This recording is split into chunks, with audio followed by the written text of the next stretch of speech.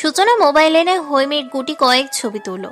মাঝপথে মাহের কল করায় ছবি তোলায় বাধা পড়ল। হৈমি শাড়ি পরেছে শুনতেই রেগে গেল মাহের। তাকে শান্ত করলো সূচনা। আকাশে মেঘ গুড়গুড় করছে। দুপুরের কড়া রোদ সময়ের তালে তালে মিলিয়ে গেছে। হিমশীতল হাওয়া বইছে চারিদিকে। এই বৃষ্টি নামলো বলে ফোনে ব্যস্ত সূচনাকে রেখে বেরিয়ে গেল হৈমি। বৃষ্টি নামবে, তাকে ভিজতে হবে। নতুন বাড়ি, নতুন শাড়ি, নতুন ছাদ, রোমান্টিক ওয়েদার পুরো জমে যাবে। শাড়ি জড়ানো, বৃষ্টি মাখানো বিকেল উপভোগ করতে হবে। তার একটি স্বভাব হচ্ছে যখন যা ইচ্ছে হবে তাই করবে। মাঝরাতে ঘুরতে ইচ্ছে করলে ছাদে চলে যাবে। কিছুক্ষণ আপন বনে ঘোরাঘুরি করার পর মনে হবে ছাদের পাশে আম গাছটার ভুতুর জাতির কিছু একটা আছে। মনে হওয়া মাত্রই দৌড়ে নিচে নামবে।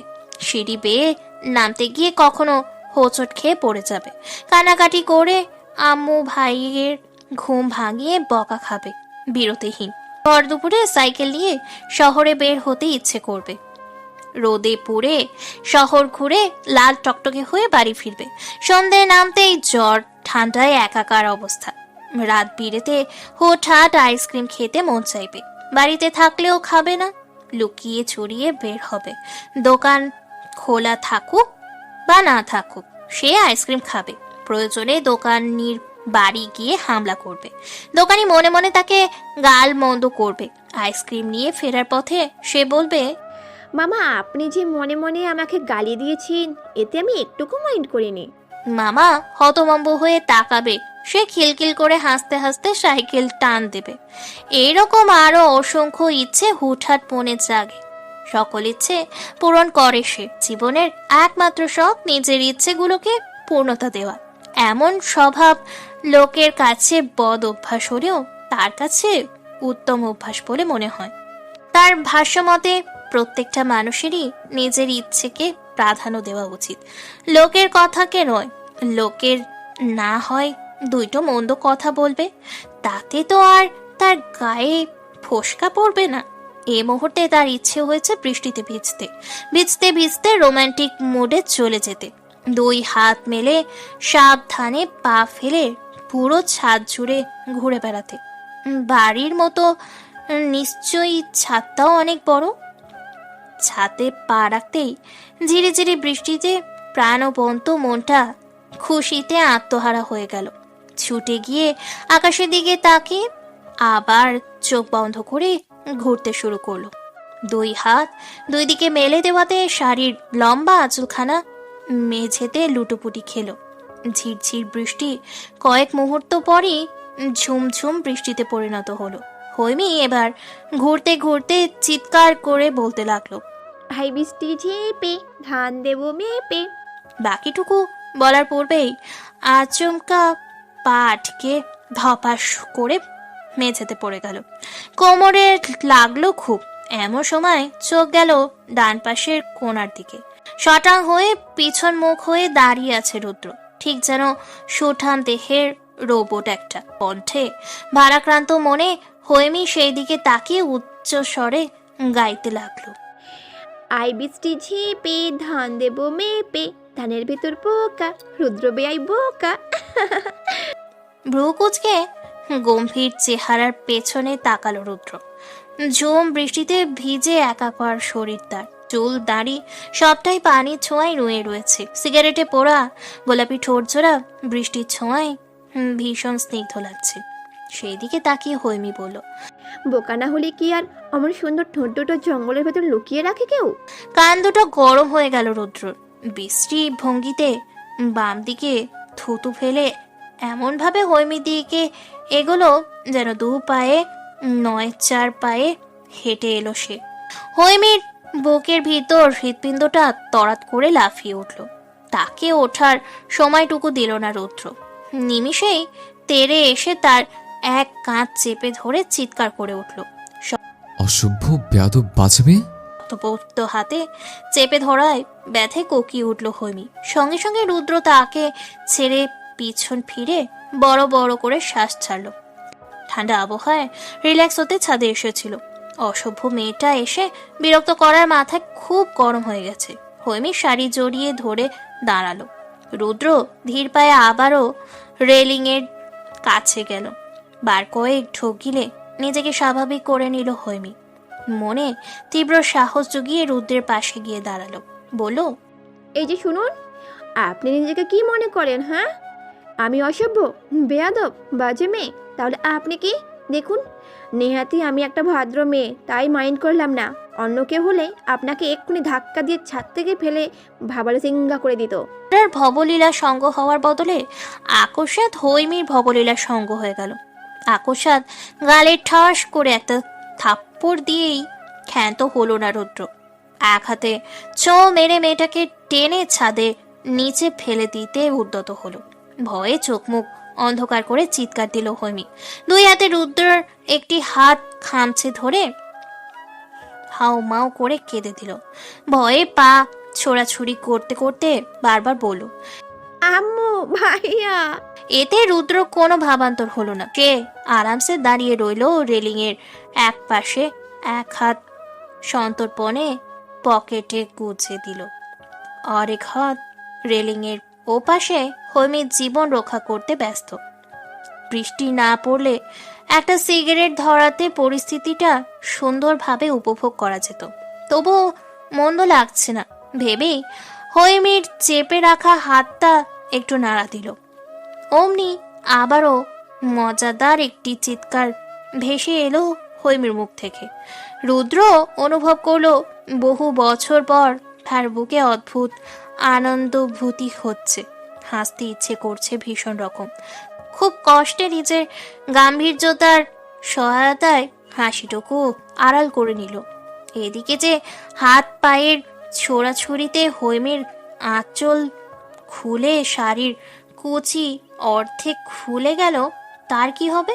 কোন দিকের মায়া করে কাঁদবে মেয়েটা? হয় বেয়াই মশাইয়ের সঙ্গে একটুখানি মশকরাই করেছিল, তাই বলে তিনি তার জীবন ইজ্জত দুটো নিয়েই মশকরা করবে? এরপর ঝুমঝুম বৃষ্টি দমকা হাওয়ার বেগে বড় বেসামাল হয়ে পড়তে লাগলো। ঠিক যেমন নতুন প্রেমে পড়ার পর কপট কপতিদের মন বেসামাল হয়ে পড়ে। হৈমি ঝুলছে তার আধ খোলা শাড়িটাও। চারদিক থেকে শীতল স্পর্শের ঝাপটা এসে ছুঁয়ে দিচ্ছে ওকে। শরীর হিম হয়ে মরা মানুষদের মতো অবস্থা। ঠোঁট জোড়া ভীষণ রকম কাঁপছে। কাঁপতে কাঁপতেই রুদ্রর হাত মাথা ঠেকালো হৈমি। ঠোঁট নাড়িয়ে ব্যর্থ কণ্ঠে বলল, আমার শাড়ি খুলে যাচ্ছে, আমার খুব শীত লাগছে। আজ আমার জীবন সম্মান দুটোই আপনার হাতে।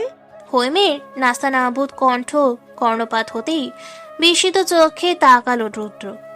এমন একটি দৃশ্য দেখলো যে আকস্মাৎ তার বলিষ্ঠ দেহের সবকিছু নিঃশেষ হয়ে শ্বাসরোধ হয়ে আসলো।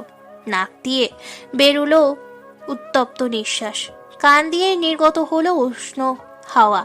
অনুভব করলো তার পুরুষালী চিত্ত ক্রমান্বয়ে চঞ্চল হয়ে উঠছে, যে অনুভূতিটা ইতিপূর্বে কখনোই অনুভব করেনি সে। ভুল হয়ে গেল, বিরাট বড় ভুল। যে হাত হৈমির দখলে, সেই হাত ওঠানোর চেষ্টা করে আপন হাত বাড়িয়ে হৈমির হাত ধরে এক টানে ছাদের এপাশে আনলো। অর্ধেক শাড়ির রেলিং এর ওপাশেই রয়ে গেল। থর থর করে কাঁপতে কাঁপতে রেলিং এর হেলান দিয়ে বসলো হৈমি, মাথা তার নিচের দিকে, তার অর্ধেক শরীর উন্মুক্ত। একজন প্রাপ্তবয়স্ক যুবক পুরুষের পুরুষালী চিত্ত চঞ্চল করার জন্য একটি অর্ধনগ্ন বৃষ্ণিস্নাতর কিশোরী শরীরই যথেষ্ট।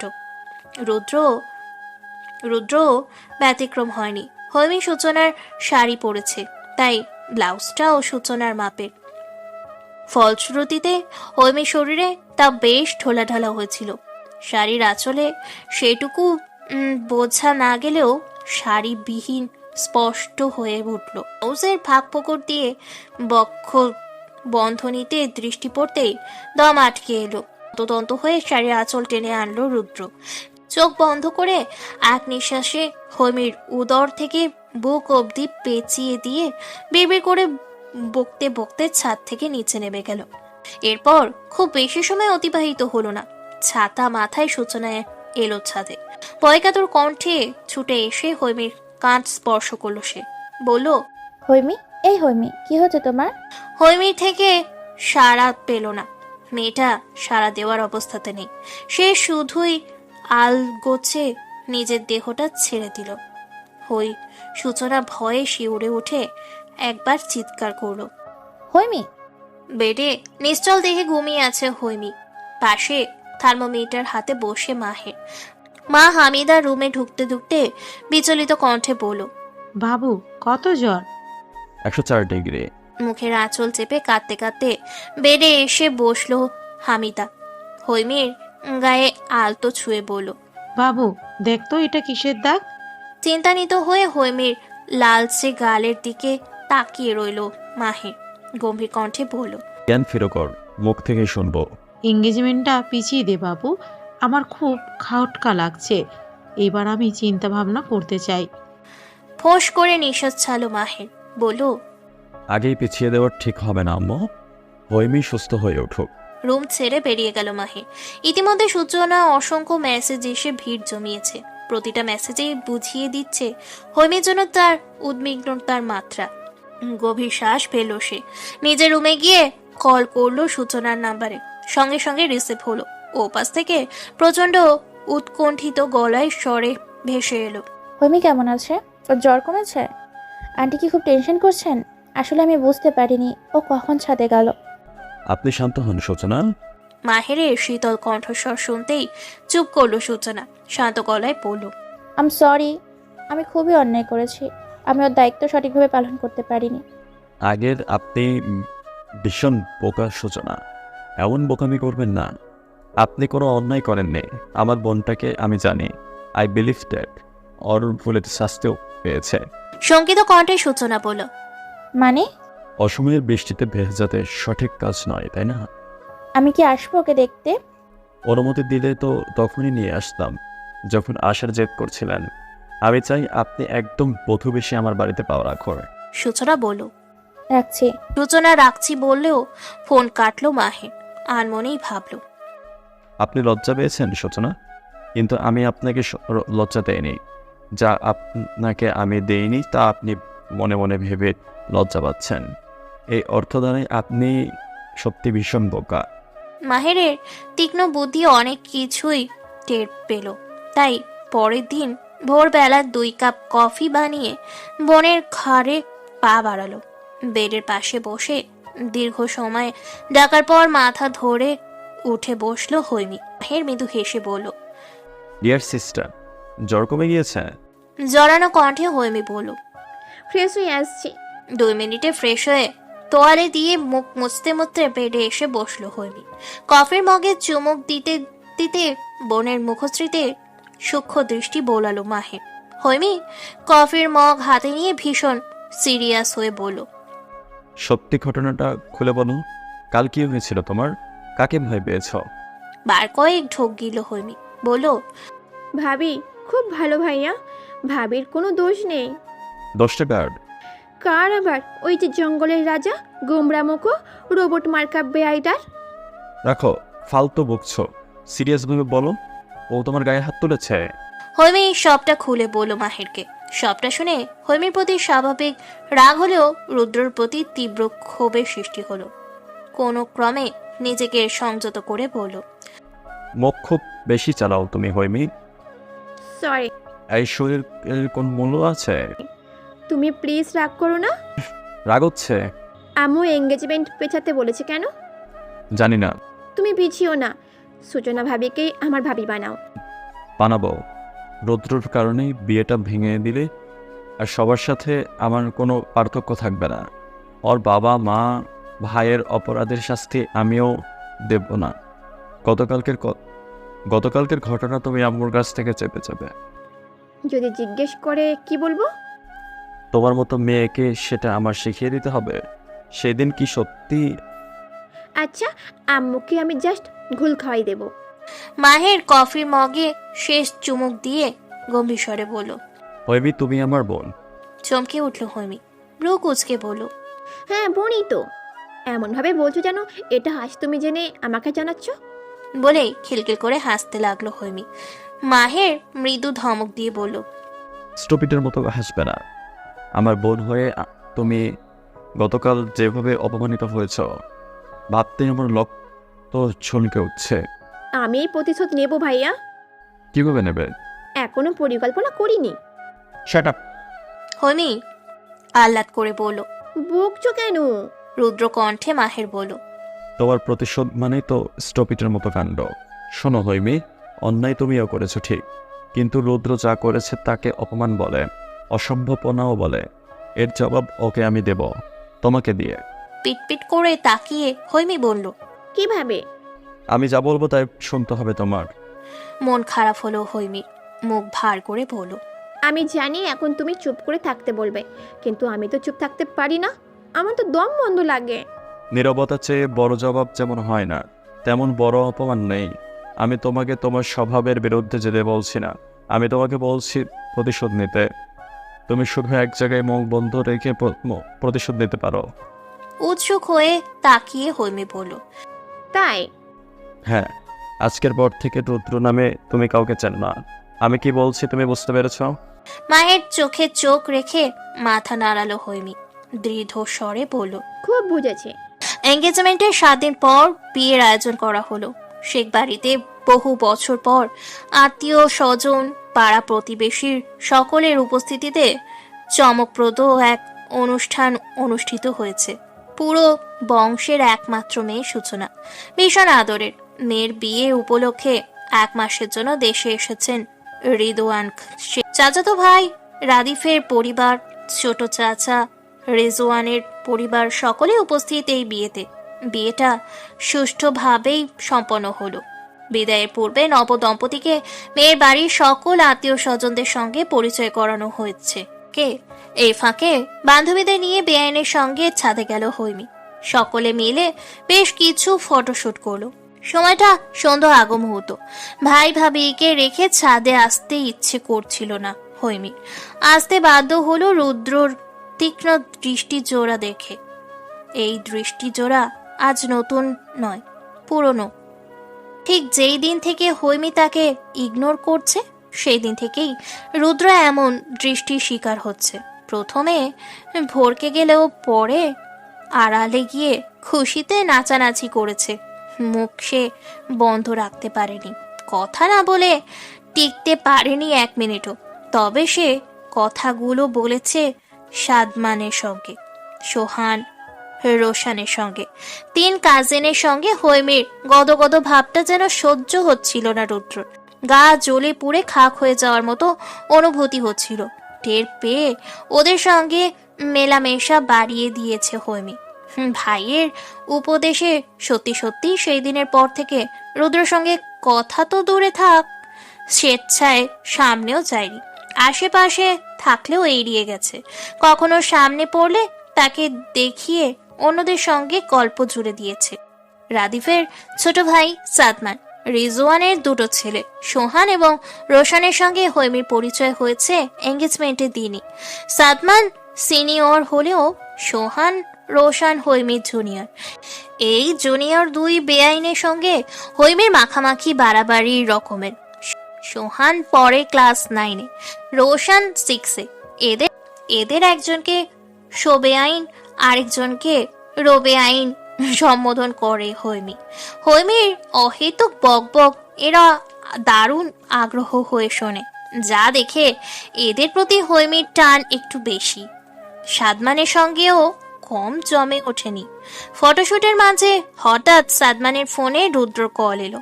সাদমান কথা শেষ করে রোশানকে নিচে পাঠিয়ে দিল। কিছুক্ষণ পর রোশান জুস খেতে খেতে ছাদে এলো।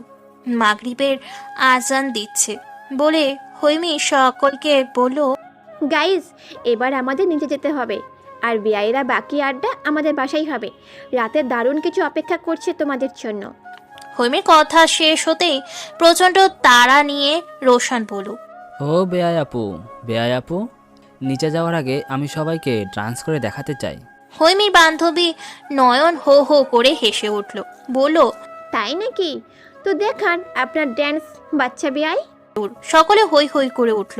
রোশানও হেলিয়ে দুলিয়ে ডান্স করতে শুরু করলো। হৈমি ভিডিও করার জন্য উদ্যত হতেই হঠাৎ রোশান তার সামনে এসে কোমর না দোলাতে লাগলো। হাসতে হাসতে একে জনের পেটে খিল ধরে যাচ্ছে। সকলের হাসির তালে রোশান লাফাতে শুরু করলো। লাফাতে লাফাতে হাতে থাকা গ্লাসের সম্পূর্ণ জুস ঢেলে দিল হৈমির গায়ের ওপর। ফলশ্রুতিতে তার সাদা লাঙ্গের লেহেঙ্গাটা ভিজে বিশ্রী দেখালো। আতকে উঠে চিল্লিয়ে উঠল হৈমি। আতকে উঠল রোশান নিজেও। নাচ থামিয়ে মুখে হাত দিয়ে বলল, ইস, ড্রেস নষ্ট করে দিলাম তো। নাক ফুলিয়ে রোশানের কান মুলে দিল হৈমি। গটগটিয়ে বলল, ইচ্ছে করে করেছো তুমি, আমি সব বুঝতে পেরেছি। এসব কে শিখিয়েছে তোমায়? ওই গুন্ডাটা নিশ্চয়ই। সাদমান হাসতে হাসতে বলল, যত দোষ এখন আমার ভাইয়ের। সে এসবের আগেও নেই পরেও নেই, তবুও তাকে টানছো কেন? হ্যাঁ, কাহিনী কি? সোহান বলল, রোশন ইচ্ছে করে করলেও মন্দ করেনি। রোয়ানের সাথে একটু আড্ডু হয়েই থাকে। বেআইনদের কথা শুনে হৈমি সহ হৈমির বান্ধবীরা মিলে ঝগড়া বাঁধিয়ে দিল। নিচে যাওয়ার আগে নয়ন সাদমানকে শাসিয়ে গেল। এর প্রতিশোধ আমরা নিয়েই ছাড়বো। নিচে যাওয়ার পর হৈমির অবস্থা দেখে সাদমানের মা জেরিন তাকে সূচনার রুমে গিয়ে পোশাক পাল্টে নিতে বলল। নাক ফুলিয়ে হৈমি বলল, আমি তো আর কোনো ড্রেস আনিনি চাচি। সূচনার কাবার থেকে একটা শাড়ি পরে নাও। আমি শাড়ি পরতে পারি না। আহারে, মন খারাপ করছো কেন? তুমি যাও, আমি কাউকে পাঠাচ্ছি। কাউকে না পেলে আমিই যাব। হৈমি যখন সূচনার রুমে গেল, আড়াল থেকে রুদ্র বেরিয়ে এলো। রোশান তাকে চোখ টিপ দিতেই রুদ্র বাঁকা হেসে পা বাড়ালো সূচনার রুমের দিকে। হৈমির বান্ধবীদের অনেকেই বিয়ে বাড়ি থেকেই নিজেদের বাড়ি চলে গেল। থেকে গেল নয়নের সঙ্গে গুটি কয়েক বান্ধবী। জেনি সূচনার এক বান্ধবীকে বলল সূচনার ননদকে শাড়ির পরি দিতে। সে সূচনার রুমেই আসছে। সূচনার বান্ধবীর কথা মতো সূচনার রুমের সামনে পর্যন্ত যেতেই হঠাৎ রুদ্র তার সামনে দাঁড়ালো। হকচকিয়ে গিয়ে ঢোক গিলল সে। রুদ্র ফাঁকা হেসে বলল, মিম তোমার নাম, তাই না? কাঁপা কাঁপা কণ্ঠে মিম বলল, জি ভাইয়া। গুড।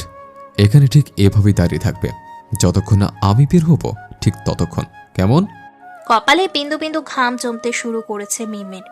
দম আটকে সে মাথা নাড়ালে রুদ্র বলল, কি হলে বলবে, ভেতরে প্রবেশ নিষেধ।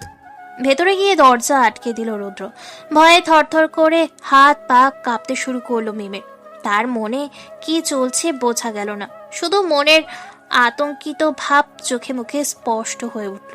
বিড়বিড় করে বলল, নারী বিদ্বেষী রুদ্র ভাই আমার সঙ্গে কথা বললো। হায় আল্লাহ, রুদ্র ভাই আমার সঙ্গে কথা বলেছে। ড্রেসিং টেবিলের সামনে দাঁড়িয়ে নিজের মেয়েধীন পেটটা পিটপিট করে দেখছে হৈমি। মেরুন রঙের ব্লাউজ পেটিকোট পরার ফলে তার শুভ্র দেহখানির উজ্জ্বলতা দ্বিগুণ বেড়ে গেছে। নিজেকে আপাদমস্তক কিছুক্ষণ দেখে নিয়ে ভাবল বিছানায় রাখা শাড়ির ভাঁজটা খোলা যাক, সে পর্যন্ত কেউ নিশ্চয়ই আসবে। ভেবে নিয়ে যখন বিছানা দিকে ঝুঁকলো তখন সুইচ টেপার শব্দ শুনলো। সঙ্গে সঙ্গে পুরো রুম অন্ধকারে আচ্ছন্ন হয়ে গেল। সে ভয় পেয়ে চিৎকার দিল। কে কে কে? মুহূর্তেই বলিষ্ঠ একটা হাত তার মুখ চেপে ধরলো। আতঙ্কিত হয়ে ধস্তাধস্তি শুরু করলো হৈমি। মুখ চেপে রাখায় হাতটি অল্প আলগা হতেই সজোরে কামড় দিল।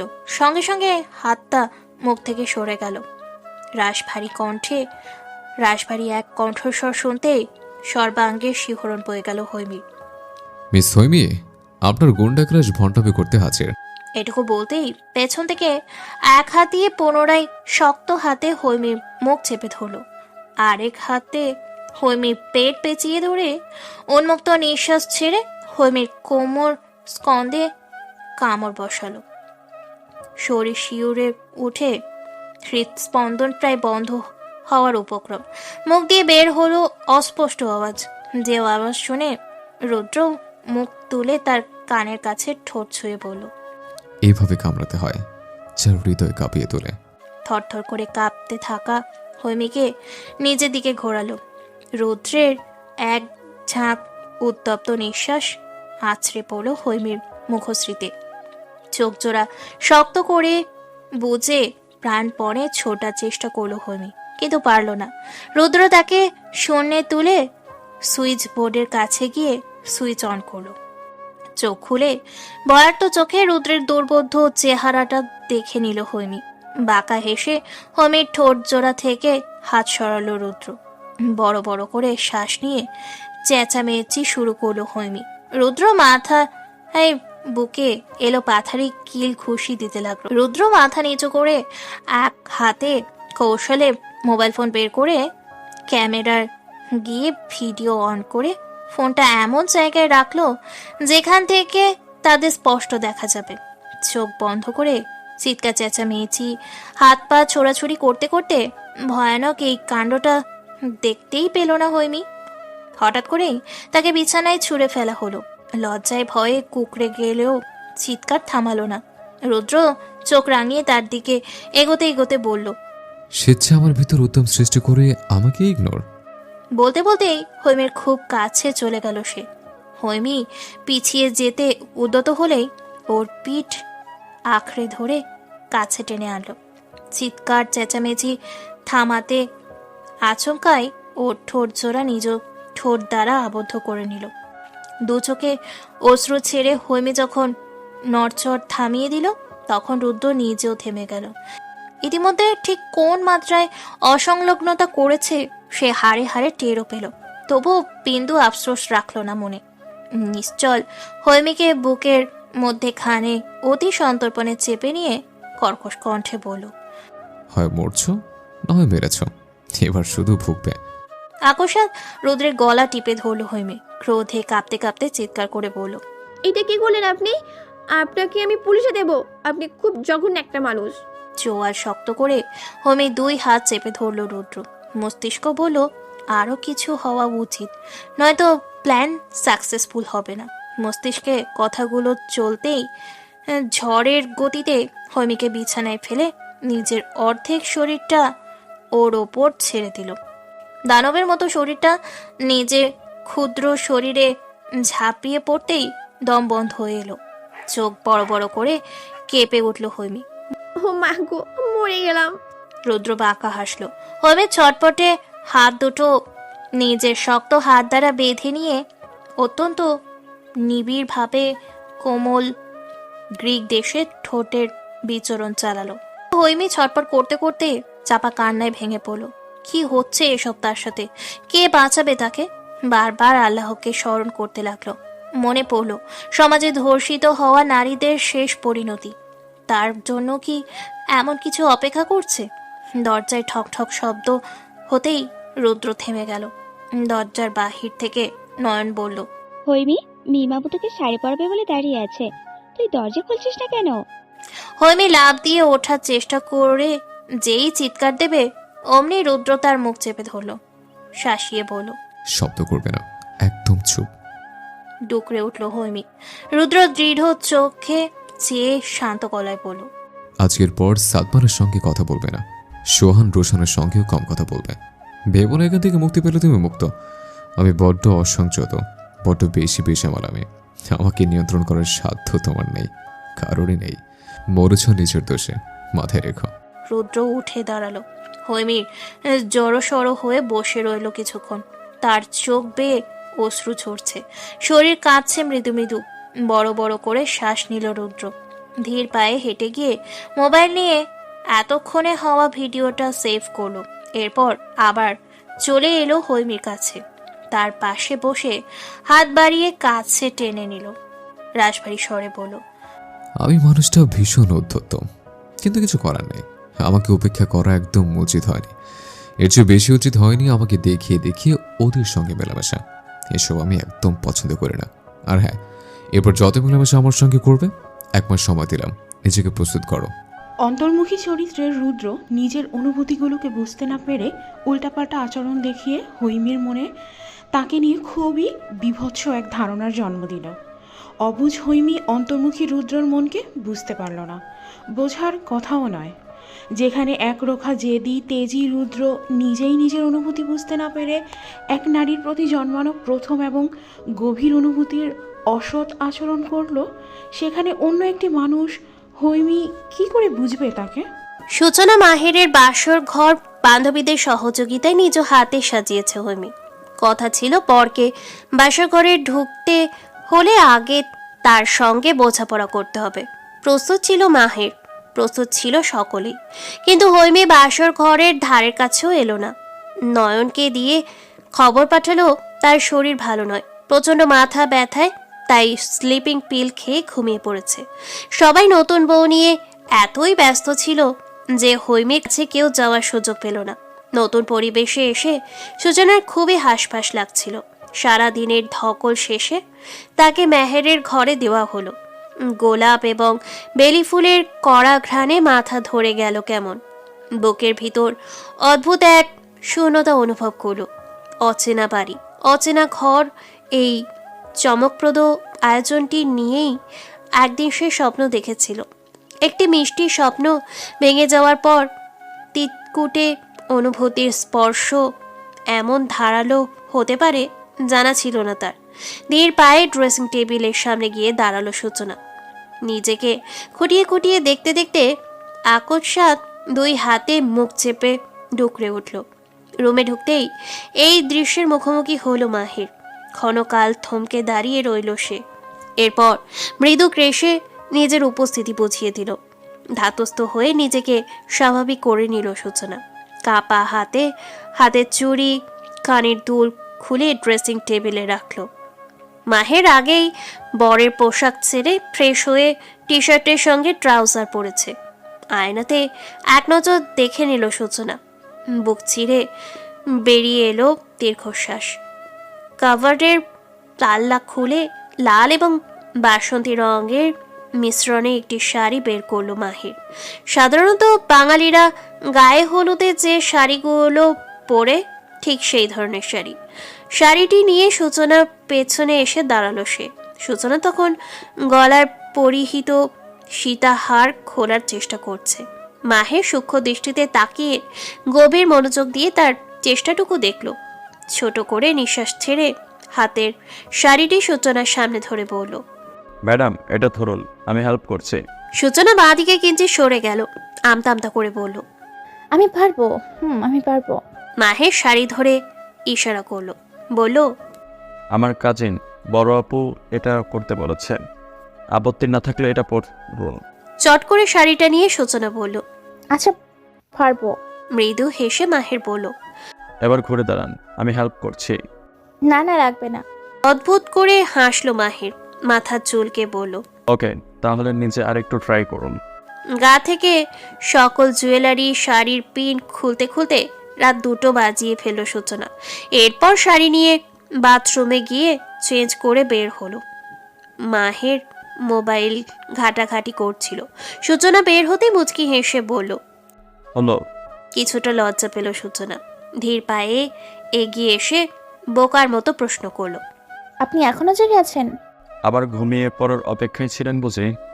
আপনি তো বেশ চালাক, কিন্তু আমি তো আজ ঘুমাবো না।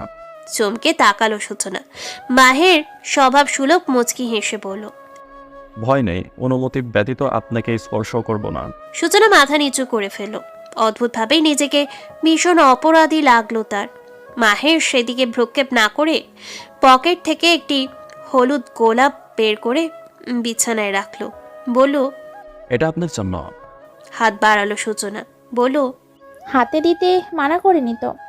অনুমতি তো দেননি। আচ্ছা দিলাম। মাহের ফুলটা সূচনার হাতে দিয়ে বলল, স্বামী হিসেবে নয়, বন্ধু হিসেবে গ্রহণ করুন। মাথা নিচু করে সূচনা বলল, করলাম। পাশে বসতে আপত্তি আছে? না সূচক দ্রুত মাথা নাড়ায় সূচনা। মাহের শান্ত কণ্ঠে বলল, তাহলে দাঁড়িয়ে কেন, বসুন। বাধ্য মেয়ের মতো মাহেরের পাশে বসলো সে। মাহের তার দিকে ঘুরে বসে জিজ্ঞেস করলো, আজ আমাদের জীবনের গুরুত্বপূর্ণ একটি রাত। শুনেছি এই রাতে প্রতিটি স্বামী তার বউকে কিছু চাইতে বলে, আর বউ যা চাই স্বামী তাদেরকে তা দেয়। আমি আপনার স্বামী, আমারও জিজ্ঞেস করা উচিত আপনার কি চাই? আপনার না ইচ্ছে হলে জিজ্ঞেস করবেন না? ভীষণ ইচ্ছে হচ্ছে, তবে শুধু আজকের জন্য নয়, সারা জীবনের জন্য। থমথমে কণ্ঠে সূচনা বলল, কি? এমন একটি জিনিস চান যা সারা জীবন দিতে পারবো আপনাকে। মাহের থেকে সারা জীবনের জন্য চাওয়ার মতো কিছুই খুঁজে পেল না সূচনা। অথচ কত কিছুই চাইতে পারত। প্রতিটি মেয়েই হয়তো এ সময় স্বামী থেকে ভালোবাসা চেয়ে নিত, কিন্তু সূচনা যে ভালোবাসার প্রতি তিক্ততা রয়েছে, একজনকে ভালোবেসে প্রতারণার শিকার হয়ে আরেকজনের কাছে ভালোবাসা চাওয়া ভীষণ কঠিন, যন্ত্রণাদায়ক। লম্বা লিস্ট হচ্ছে নাকি? তেমন কিছু খুঁজে পাচ্ছি না। ভাবুন ভাবুন, সময় গেলে কিন্তু সাধন হবে না।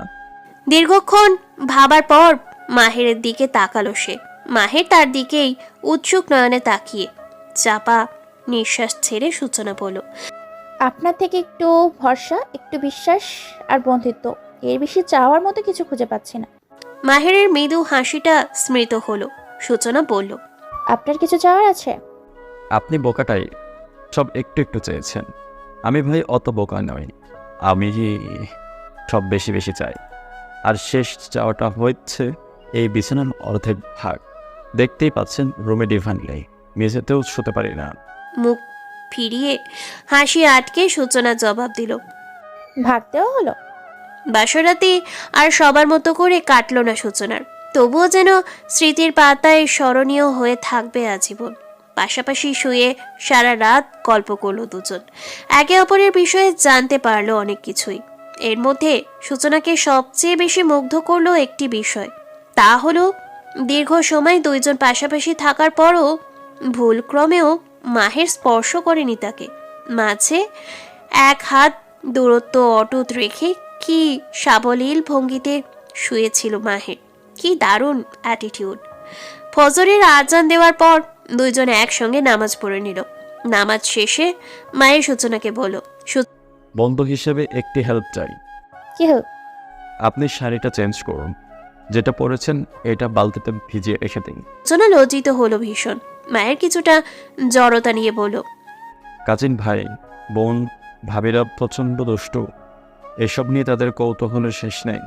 আর মুরব্বীদেরও। দেখা যাবে সকাল হলে এটা নিয়ে ছোটরা ট্রোল করবে, বড়রা সান্নিশি বসাবে। আমি চাচ্ছি না এই বিষয়টা নিয়ে কথা হোক। তাছাড়া আমার এমনিতেই টেনশনে আছে, সে ধারণা করবে আমি অতীত আঁকড়ে ধরে আপনার প্রতি অবহেলা করেছি। বৌভাতের অনুষ্ঠানে শেষ হলো। জ্বর ঠান্ডা অজুহাত দিয়ে হৈমি কারোর সামনেই এলো না। মাহের ভীষণ চিন্তিত হয়ে পড়ল, হঠাৎ করে কি হলো মেয়েটার। মেয়ের বাড়ির লোকজন বর বউকে ফিরাই নিয়ে যাবে, কত কি প্ল্যান ছিল হৈমির, অথচ গত রাত থেকে সব কিছুতে অনুপস্থিত সে। সূচনা বাবার বাড়ি যাওয়ার আগে হৈমির সঙ্গে দেখা করতে এলো, সঙ্গে মাহের। হৈমি কাঁথা গায়ে দিয়ে শুয়েছিল, ওদের দেখেও উঠল না। মাহের গায়ে হাত দিয়ে দেখলো তেমন জ্বর নেই। সূচনা হৈমির মাথায় হাত বুলিয়ে বলল, তোমাকে ছাড়া কিন্তু যাব না আমি। মাহের অনেক বোঝালো, সন্দেহ করে অনেক কিছুই জিজ্ঞেস করলো, উত্তর দিল না হৈমি। তার এক কথা, সে যাবে না। হৈমির এই রূপ আচরণ চাপা রইল না, একে একে সবার মাঝে ছড়িয়ে পড়ল। সূচনাও জেদ করে বসে রইল, হৈমি না গেলে সে বাবার বাড়ি যাবে না। হৈমির মা হামিদা এসে মেয়েকে বকাবকি করলেন, তবুও কাজ হলো না। মাহের মাকে শান্ত করে হৈমির রুম থেকে বের করে নিয়ে গেল। সূচনাকে ইশারা করে গেল আর একটু বোঝাতে সে আসছে। সূচনার কাজিন সোহান রোশান যখন শুনল হৈমি তাদের বাড়ি যাবে না বলে সূচনাও যাবে না জেদ ধরেছে, তখন এই খবর বিদ্যুৎ গতিতে রুদ্র কানে পৌঁছে দিল। ঠিক তার 10 মিনিট পরই হৈমির ফোনে আননোন নাম্বার থেকে মেসেজ এলো। মিস বকবকানে হোয়াটসঅ্যাপে গিয়ে আমার এবং আপনার দারুণ হটের ভিডিওটি একবার দেখে আসুন, সব ঠিকঠাক আছে কিনা। সূচনা মুখ ভার করে বসেছিল, হৈমি হঠাৎ লাফ দিয়ে উঠে বসলো। সূচনা চমকে গিয়ে বড় বড় করে তাকালো হৈমির দিকে।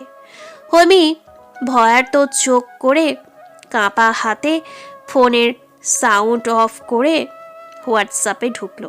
অচেনা নাম্বার থেকে পাঠানো ভিডিওটা দেখে যেন তার পায়ের নিচ থেকে মাটি সরে গেল, মাথায় ভেঙে পড়ল আস্ত আকাশ। বার কয়েক ঢোক গিলে কাঁপা হাতে মেসেজ করলো, এসব কি? সঙ্গে সঙ্গে রিপ্লাই এলো, সময় মাত্র 15 মিনিট, এর মধ্যে তৈরি হবে এবং ভদ্রমের মতো সূচনার সঙ্গে আমার বাড়ি আসবে। কথা অনুযায়ী কাজ না হলে 1 ঘন্টার মধ্যে আমার বাড়িটা তোমার জন্য পার্মানেন্ট হয়ে যাবে। Okay darling, I am waiting. Ready হতে হতে 8 ঘন্টা লেগে গেল হৈমির। আজ সে সাজের বেলায় বেশ কৃপণতা করলো।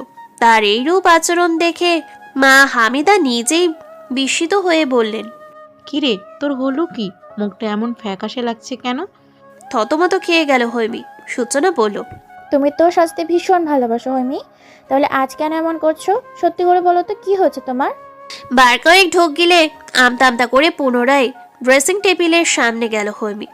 এতক্ষণ সাজের বেলায় কৃপণতা করলেও মা ভাবির কথা শুনে ঠোঁট জোড়াতে গাঢ় করে লিপস্টিক লাগালো।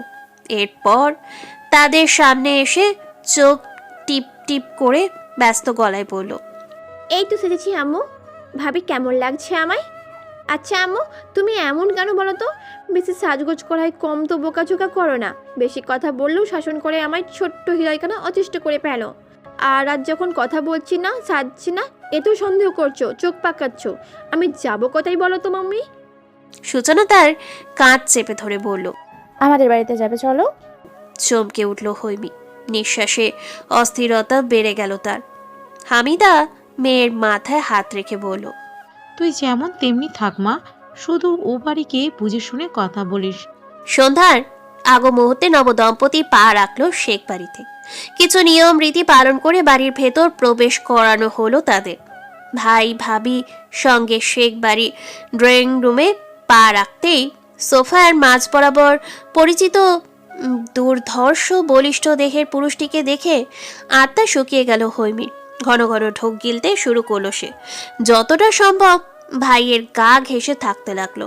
পায়ের ওপর পা তুলে বেশ আয়েশ করেই বসে আছে রুদ্র। তার পাশে গিয়েই বসলো মাহে। টুকটাক কথা বলল সে রুদ্রর সঙ্গে। হৈমি তখন ডাইনিং রুমের এক পাশে দাঁড়ানো। সূচনা রান্নাঘরে গিয়ে দাদি আর চাচির সঙ্গে কথা বলছে। সোহান রোশান হৈমিকে ইশারা করছে তাদের কাছে যাওয়ার জন্য। সে প্রচণ্ড দ্বিধা নিয়ে দাঁড়িয়ে আছে। এরপর এলো সাদমান। সিঁড়ি দিয়ে নামতে নামতে সে বলল, আরে হৈমি যে, তোমাদের ওইখানে যাওয়ার পর তো তোমার দেখাই মিলল না। ডেকে ডেকে নিয়ে গিয়ে কোথায় পালিয়েছিলে? আজ রাতে কিন্তু আর পালানোর সুযোগ নেই। রোশান চিল্লিয়ে বলে উঠল। ব্রো, আজকে কিন্তু আমরা সবাই মিলে লুডো খেলবো।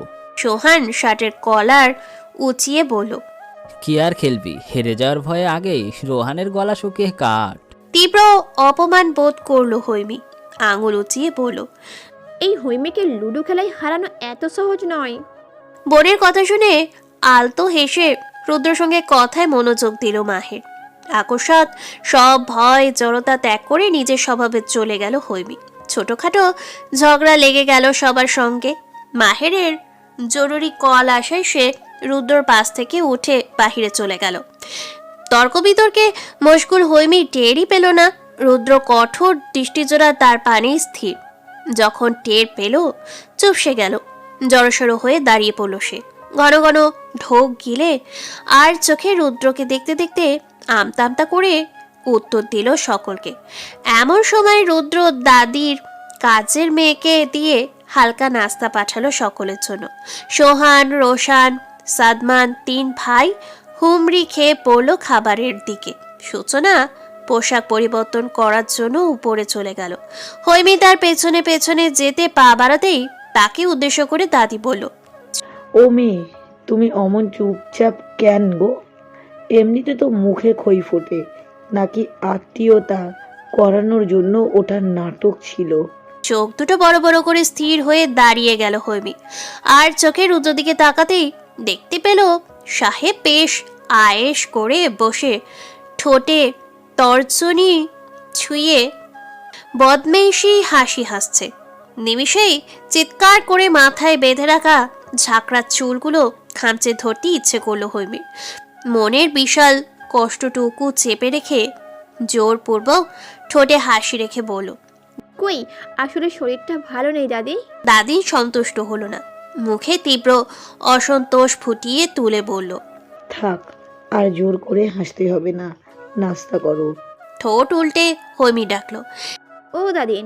দাদিন চলে যেতে উদ্যত হয়েছিল। হৈমির কথায় ফিরে তাকাতেই হৈমির তড়াক করে তার সামনে এসে টুক করে গালে চুমু খেলো, বলল, রাগ করো না দাদিন প্লিজ। আসলে কি হয়েছে বলো তো, আমার আশেপাশে একটা লম্বা মোটাসোটা বড় সড়ো হাত, বড় বড় চোখ, বড় বড় দাঁতওয়ালা মৌমাছি ঘুরপাক খাচ্ছে। তুমিই বলো, মৌমাছি আশেপাশে থাকলে কি আর আমার স্বাভাবিক লাগে চলাফেরা করতে পারি বলো? তারপরও যদি একবার সে মৌমাছি কামড়ায়। ঠাস করে কিছু একটা পড়ে যাওয়ার শব্দ পেতেই চমকে উঠল সকলে। সবচেয়ে বেশি চমকালো হৈমি, যার ফলে ভয়ে সিটিয়ে দাদিনের পেছনে গিয়ে দাঁড়ালো সে। টি টেবিলের ওপরে রাখা গ্লাসটা কিভাবে পড়লো বুঝতে পারছে না কেউ, কিন্তু ওখানে রুদ্র বসা ছিল, সে এখন নেই। দাদিন বিচলিত হয়ে চারপাশে তাকাতেই দেখতে পেল রুদ্র সিঁড়ি ডেঙিয়ে উপরে যাচ্ছে। বাকি তিন নাতিন ঠোঁট অল্প ফাঁক, চোখ রুদ্রের যাওয়ার পানে স্থির। ডিনার করার সময় সকলে একসাথে হওয়ার পর হঠাৎ দাদিন হৈমিকে জিজ্ঞেস করলো, তো হৈমি, তুমি যেন কিসে মৌমাছির কথা বলছিলে? বড় বড় দাঁত, হাত, কি সব যেন? মাহের চিন্তিত হয়ে বোনের দিকে তাকালো। রুদ্র ছোট তিন ভাই হো হো করে হাসতে লাগলো। মৌমাছির বড় বড় হাত, দাঁত। হাসতে হাসতে ডাইনিং টেবিল কাঁপিয়ে ফেললো ওরা। হৈমি কাচুমাচু হয়ে সম্মুখে গম্ভীর হয়ে বসে খাবার খাওয়ার রুদ্রর দিকে এক পলক তাকিয়ে নিজে খাওয়ায় মন দিল। দাদিন আবারও হৈমিকে প্রশ্ন করলো। সূচনা তাকে থামিয়ে দিয়ে বলল, দাদিন, আমি মজা করছে তোমার সঙ্গে। সকলের খাওয়া শেষ, শুধু হৈমিরই বাকি। দাদিন বলল, এত সময় নিয়ে খাওয়া ঠিক না। তোমার মনে হয় খাওয়াতে মনোযোগ নাই। খাওয়ার সময় আনমনা উদাস ভাব ভালো লক্ষণ না, বুঝেছো? এমন সময় হঠাৎ রুদ্র এসে চেয়ার টেনে বসলো। দাদিন বলল, কিছু বলবি? রুদ্র উত্তর করলো না, নিজের মতো গম্ভীর হয়ে কয়েক পলক বসে থেকে হাত বাড়িয়ে জগ থেকে আস্তে আস্তে গ্লাসে পানি ভরলো। ভাবটা এমন যে সে পানির পান করতেই এসেছে, অথচ হৈমি বুঝলো তার উদ্দেশ্য অন্য কিছু। হলো তাই। গ্লাসে পানি ঢালতে ঢালতে সে হৈমিকে উদ্দেশ্য করে দাদিনকে বলল, দাদিন, সুরমাস চলছে। এ মাসে বড় বড় হাত, বড় বড় দাঁতওয়ালা মৌমাছিরা সুরপানের জন্য ভো ভো করে। উপরওয়ালার দান করা মধুচক্র শুধু অমন মৌমাছির জন্যই বরাদ্দ। দুর্বোধ্য কথাগুলো শেষ করে ঢকঢক করে পানি পান করল রুদ্র। অধরে তীর্যক হাসি ফুটিয়ে তুলে প্রগাঢ় দৃষ্টিতে কয়েক পলক তাকিয়ে রইল হৈমির দিকে। ওই দৃষ্টির গভীরতা একদম বুকে গিয়ে লাগলো হৈমির। অদ্ভুত এক যন্ত্রণাময় অনুভূতি হলো তার। থমথম খেয়ে থতমত খেয়ে উঠে দাঁড়ালো সে। উঠে দাঁড়ালো রুদ্র নিজেও। রাশ ভারী কণ্ঠে উচ্চারণ করলো, সো হটেস্ট হানিকান্ত। ধীর পায়ে চলে গেল রুদ্র। হৈমি স্থির দৃষ্টিতে তাকিয়ে বুকের ভিতর ধক ধক করে অনুভূতি নিয়ে দাঁড়িয়ে রইল। দাদিন ডাকলো, ও মেয়ে, খাওয়া শেষ করো। হৈমি আনমনেই বলে উঠল, চূড়া মাস মানে কি দাদিন? চৈত্র মাস। কিন্তু এখন তো শ্রাবণ মাস চলছে। ঠোঁট টিপে হেসে দাদিন বলল, এই চৈত্র মাস সেই চৈত্র মাস না রে। এই চৈত্র মাস মানে মধু মাস। যেমন তোর ভাই আর ভাবির মধু মাস চলছে। শেষ পর্যন্ত হৈমি যখন রুদ্রের বলা সোরা মাসের অর্থ বুঝলো, গাল দুটো লাল হয়ে কান দুটো গরম হয়ে উঠল তার। বিড়বিড় করে আওড়ালো, পুরাই নষ্ট মাইন্ডের লোক। আল্লাহ, কি বাঁশটাই খেলাম। এই বাঁশ কবে দূর হবে? কবে কবে? উফ! লুডো খেলার জন্য তোড়জোড় শুরু হলো। সূচনা ভীষণ মাথা ব্যথা করছিল বলে সে রুমে এসে শুয়ে পড়েছে। মাহের, হৈমি, সাদমান আর সোহেন একদান খেললো। এরপর মাহের উঠে গেল। শুরু হলো সাদমান, হৈমি, সোহান আর রোশনের খেলা। মাহের সূচনার রুমে গিয়ে দেখলো সূচনা শুয়ে আছে, চোখ দুটো বন্ধ। কেন জানি মনে হলো সে ঘুমায়নি, তাই বলল, মাথা ব্যথা করেছে? সঙ্গে সঙ্গে চোখ খুললো সূচনা। জিজ্ঞেস করলো, কে জিতলো? সূচনা, আমার প্রশ্নের উত্তরটা? মেডিসিন নিয়েছি, কমে যাবে। মায়ের কিছুক্ষণ নিশ্চুপ বসে রইল। সূচনা তার দিকে তাকিয়ে তার চাহনি দেখে সে বলল। কিছু বলতে চান? সূচনা উঠে বসলো, গলায় ওড়নাটা আরো শক্ত মতন জড়িয়ে ঠিকঠাক হয়ে বসে প্রশ্ন করলো। আমার প্রতি আপনার কোনো ক্ষোভ রয়েছে? আশ্চর্য হলো মাহির, বলল। ক্ষোভ তাও আপনার ওপর? ইম্পসিবল। এমন মিষ্টি একটা মেয়ে বন্ধু বউয়ের ওপর ক্ষোভ রাখা ভুল। মাহেরের মুখপানে মুগ্ধ দৃষ্টিতে তাকিয়ে রইল সূচনা। আনমনেই ভাবল, আমি কি সত্যি আপনার মতো মানুষকে ডিজার্ভ করি? আপনি যে অনন্য আর আমি যে অতি নগণ্য। মুখে বলল, আমি আপনাকে বঞ্চিত করছি, এই নিয়ে কোনো অভিযোগ নেই। ভ্রু বাঁকিয়ে মাহের প্রশ্ন করলো। ক্লিয়ার করে বলুন। আসলে দাদিন, আমার আর আপনার ব্যাপারে জিজ্ঞেস করাই সত্যি বলে দিয়েছি। বিয়ের পর এইসব নিয়ে দাদিরা কথা তুলেই। দাদিনকে আমি মিথ্যে বলতে পারি না, তাই সত্যিই বলেছি। সব শুনে সে ভীষণ বকেছে আমায়, বলেছে আমি পাপ করছি। ভীষণ রকম সিরিয়াস মুখ ভঙ্গি নিয়ে সূচনার সামনে বসলো মাহির, বলল। তাই বুঝি? তো কি বলেছেন দাদি? বাসরাতে স্বামীকে তার অধিকার থেকে বঞ্চিত করলে পাপ হয়। শুধু বাসর রাতে নয়, বিয়ের পর থেকে প্রতিটা রাতেই। মুখ ছোট করে তাকিয়ে রইল সূচনা। ঠোঁট টিপে হাসি আটকে বিছানা থেকে নামতে নামতে মাহির বলল। ম্যাডামের মাথা ব্যথার কারণটা এইটা? ধীর গতিতে সূচনাও নেমে দাঁড়ালো। ট্রাউজারের পকেটে 2 হাত গুজে মুখ টান টান করে দাঁড়িয়ে 1 পা 2 পা করে হাঁটতে লাগলো মাহির। ঠোঁটে তার জগতের হাসি লেপ্টে আছে। হাঁটতে হাঁটতে ব্যালকনিতে চলে গেল সে। ইশারায় সূচনাকেও যেতে বলল। বড়সড় ব্যালকনিতে বিভিন্ন রং বেরঙের ফুল গাছ দেখতে পেল মাহির, বলল। ফুল ভালোবাসেন? সূচনা মাথা নাড়ালো। সে মুচকি হেসে বলল। ফুল ভালোবাসা মেয়েদের মনটা ফুলের মতোই সুন্দর হয়। এমন একটা ফুলকে দুঃখ দেওয়ার সাহস কোন পাষাণের হলো কে জানে। যাকে জন্মদাত্রী দুঃখ দিতে পারে তাকে পুরো দুনিয়ায় দুঃখ দেওয়ার অস্বাভাবিক কিছুই না। কিঞ্চিত দমে গেল মাহির, বড় করে নিঃশ্বাস ছেড়ে বলল। পাশে এসে দাঁড়ান। সূচনা পাশে গিয়ে দাঁড়ালো। পাশ থেকে মাহিরের শেপ করা চোয়ালে দৃষ্টি রেখে জিজ্ঞেস করলো।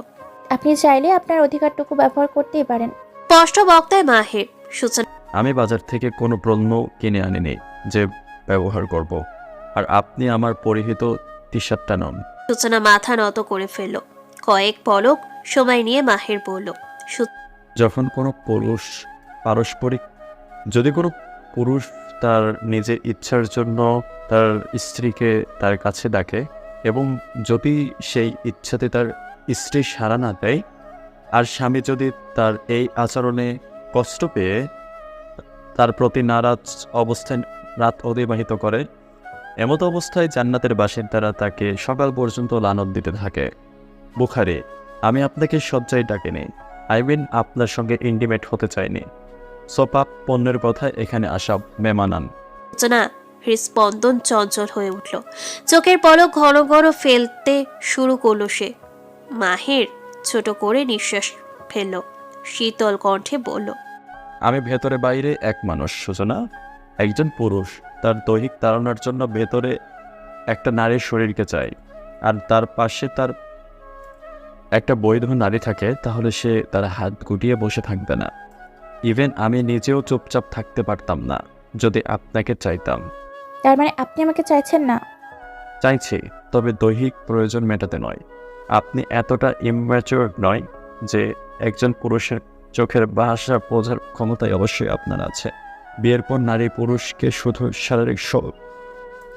বিয়ের পরে শুধু স্বামী স্ত্রীকে শারীরিক সম্পর্ক করেই তাদের দৈহিক চাহিদা পূরণ করতে হবে। জানা নেই টুকটাক পরিচয় নরনারীর এই রূপ সম্পর্কে আমার অন্তত স্বাভাবিক মনে হয় না। সম্পর্কের শুরুতে আমি আপনার কাছে বন্ধুত্ব চেয়েছি। অহেতুক দুপক্ষের সম্মতিতে মানসিকভাবে একটি সুন্দর অনুভূতি নিয়ে আমরা স্বামী স্ত্রী হয়ে উঠব। ওই অনুভূতি যতদিন না আসছে ততদিন আমার তরফ থেকে কোনো অভিযোগ নেই। Hope you understand clearly. অদৃশ্য মোহে পড়ে মাথা নাড়ালো সূচনা। মৃদু হেসে মাহির বলল। আপনি প্লিজ বুঝে টেনশন করবেন না। আর হ্যাঁ, আপনি যেভাবে স্যাটিসফাইড থাকবেন আমাকে বলবেন। যদি আপনার মনে হয় আমাদের মাঝে গভীরতা আসা উচিত, তাহলে আপনি দ্বিধাহীনভাবে বলবেন আমাকে। না বললেও আমি বুঝবো। আপনার চোখের ভাষা কেন জানি বুঝতে সক্ষম হই। লজ্জায় আরক্ত হয়ে ব্যালকনি থেকে চলে গেল সূচনা। বলে গেল, আপাতত আমি বন্ধু হিসাবেই স্যাটিসফাইড। মাহের তার পিছন পিছন রুমে গিয়ে চিন্তান্বিত হয়ে বলল, এই দাদিন আমাদের প্রাইভেসি ভেঙে দিল। শুনুন, ঘরের কথা পরকে বলবেন না। দাদিন তো পর নয়। অধর কামড়ে সূচনার দিকে তাকালো মাহের। ভ্রু কুচকে বলল, স্বামী স্ত্রীর মধ্যে সে পড়ি, আমাদের মধ্যে আজ বন্ধুত্ব আছে, কাল সেই সম্পর্কে প্রণয় আসবে। পরশু এই সব দাদিনকে জানানোর প্রয়োজন নেই। ভবিষ্যতে তারা নিজেরাই প্রয়োজন বলে টের পাবে। আমার প্রণয় প্রয়োজন সব কমপ্লিট। কিভাবে? বিছানায় আলগোছে শরীর ছেড়ে দিল মাহের। 2 হাত মাথার নিচে রেখে সন্তর্পণে চোখ বুঝে বলল, যখন আমাদের বাচ্চারা কান্না করে সবার ঘুমকে ডিস্টার্ব করবে তখনই সবাই টের পাবে। এই আমি বুঝেছি, আপনি যত লজ্জা পাওয়ার পেয়ে নিন, দেখবো না। লজ্জা পাওয়ার শেষ হলে গুড গার্লের মতো পাশে এসে শুয়ে পড়ুন। সূচনা হেসে পেল। তার মনে হলো ইতিহাসে তারাই প্রথম বন্ধু যারা কিনা জেনে বসে আছে একদিন তাদের প্রণয় হবে, পরিণয় হবে, আবার বাচ্চাও হবে। ইস, কি ভয়ানক সুন্দর ব্যাপারটা। দাদিনের সঙ্গে হৈমের ঘুমানোর ব্যবস্থা করা হলো।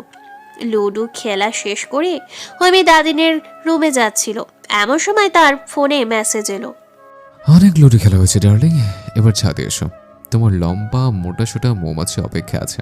মেসেজটি দেখা মাত্রই আতঙ্কিত হয়ে দাদিনের রুমে ঢুকে দরজা লাগিয়ে দিল হৈমি। দাদিন গভীর ঘুমে তলিয়ে সে বার কয়েক ঢোক গিলে কাঁপা হাতে রিপ্লাই করলো, দাদিনের সামনে কিভাবে যাব? পায়ে হেঁটে আসবে। উনি কি ভাববেন? জাস্ট 2 মিনিটস, এর মধ্যে না এলে নিচে গিয়ে কোলে উঠিয়ে ঠোঁটের চুমু খেতে খেতে নিয়ে আসবো। মেসেজটি দেখে হাত থেকে টুট করে ফোনটা পড়ে গেল। তর তর করে ঘামতে লাগলো সে। বুকের ভিতর হৃৎস্পন্দনের বাতিটা যেন ঠুস করে নিভে গেল। শ্বাসরোধ করেই পা চালালো ছাদের দিকে। পুরো বাড়িতে ঝকঝকে আলো থাকায় মোবাইল ছাড়া যেতে তার একটু অসুবিধা হলো না। ছাদের দরজা অবধি যেতেই বাদিকের দোলনায় বসে দোলকা হওয়া রুদ্র বলল, আমি হিয়ার ডার্লিং। কেঁপে উঠল সে। বাদিক ফিরে ঢোক গিলল ঘন ঘন। রুদ্র তর্জনী উঁচিয়ে কাছে যেতে ইশারা করলো। হৈমি অনড় হয়ে দাঁড়িয়ে, ফলে মৃদু ধমকে উঠল সে। ধমক খেয়ে হকচকিয়ে একটু একটু করে এগোতে শুরু করলো হৈমি। গলায় ঝোলানো ওড়নাটা দিয়ে বারবার শরীর ঢাকতে লাগলো। একবার এপাশ টানে, আবার আরেকবার ওপাশ টানে। রুদ্রের তুখোর দৃষ্টিচোরা তাকে আপাত মস্তক এমনভাবে দেখছে যে মন চাইছে পুরো শরীরে কম্বল মুড়িয়ে রাখতে, যেন একটু ফাঁকও না থাকে আর ওই বদ নজরটাও তার ওপর না পড়ে। হৈমি যখন রুদ্রর একবারে কাছাকাছি চলে এলো, রুদ্র হ্যাঁচকা টান দিয়ে নিজের ওপর ফেললো তাকে। কিঞ্চিত ব্যথায় সূচক শব্দ করলো মেয়েটা। রুদ্র তাকে 2 হাতে আবদ্ধ করে নিতেই বলল, ছাড়ুন, একদম ঠিক হচ্ছে না। রুদ্র বাঁকা এসে ছেড়ে দিল। হৈমি উল্টে পড়লো ছাদের মেঝেতে। 2 হাত মেঝেতে ভর করে মাথা উঁচু করে ভয়ার্ত চোখে রুদ্রের দিকে তাকিয়ে বলল, উহু। উচ্চ স্বরে কতক্ষণ হেসে নিয়ে রুদ্র বলল, এই অশ্লীল শব্দগুলো করে কি মেন করতে চাইছো? রেগে মেগে আগুন হয়ে উঠে দাঁড়ালো হৈমি। আকস্মিক রুদ্রের গলা চেপে ধরে চিৎকার করে বলল, আপনি একটা অশ্লীল অসভ্য বর্বর মানুষ একটা। আপনার সাহস কি করে হয় আমার সঙ্গে এইসব অসভ্যতা করার? আর ওই ভিডিও কেন করেছেন আপনি? এইসব কেন? চুমু দাও। অগ্নিমূর্তি ধারণ করে সর্বোচ্চ ক্ষোভ প্রকাশ করার মাঝে এমন একটি কথা বলায় ভরকে গেল হৈমি। গলায় চেপে রাখা হাতটি আরেকটু শক্ত করে বলল, খুন করে দেব আপনাকে একদম। আর আমি চুমু দেব। ঘাড় বাঁকিয়ে হৈমির ঠোঁটে আলতো করে চুমু দিল রুদ্র। সঙ্গে সঙ্গে ছিটকে সরে গেল হৈমি। ঠোঁটে হাত ঘষতে ঘষতে থুতু ফেলল। একটু চট করে উঠে দাঁড়ালো রুদ্র। এক এক করে পা ফেলে হৈমির দিকে এগিয়ে বলল, আমি বলেছিলাম সাদমানের থেকে দূরে থাকতে, রাইট? থাকুনি। এত বড় ভুলের শাস্তি না দিয়ে চুমু চেয়েছে, খুশি হওয়ার কথা, তা না করে তিরিং করে লাফাচ্ছ। ড্যামেট। বলিষ্ঠ হাতটা বাড়িয়ে হৈমির একটি হাত শক্ত করে চেপে ধরল। উচ্চতায় হৈমি তার গলা সমান, তাই তার দিকে সম্পূর্ণ ঝুঁকে গিয়ে বলল, চুমু দাও, যেমনটা দাদিনকে দিয়েছ তখন। দাদিনকে চুমু দিয়েছি বলে এখন তাকেও চুমু দিতে হবে? উনি আর দাদিন কি এক হলো নাকি? তাছাড়া দাদিনকে যে গালে চুমু খেয়েছি, এই অসভ্য লোকটা ঠোঁটা গাচ্ছে কেন? অস্থির হয়ে সহসা কেঁদে ফেলল হৈমি। বলল, আপনি খুব খারাপ। আমি ভাইয়াকে সবটা বলে দেব। আপনি যতই ভয়ানক হোক না কেন, আমার ভাই আপনাকে ভয় পায় না। হ্যাঁ মেয়ে, চুমু দাও। হৈমিকে সম্পূর্ণ অগ্রাহ্য করে ধমক দিল রুদ্র। কাঁপতে কাঁপতে মুখ বাড়ালো হৈমি। রুদ্র ঠোঁট জোড়া এগিয়ে দিতেই হৈমি চট করে তার গালে সজোরে একটা কামড় বসালো।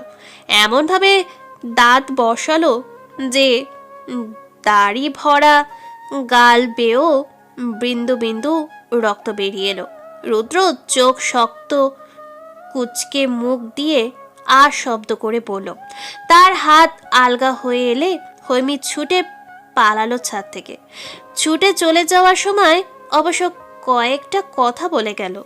কিরে লুচ্চা, এখন তুই অশ্লীল শব্দ করিস কেন? হৈমির চুমু খাবি তাই না? হৈমির খেলি তো কামড়, দেখ কেমন লাগে। শালা বদমাইশ ইতর লোক।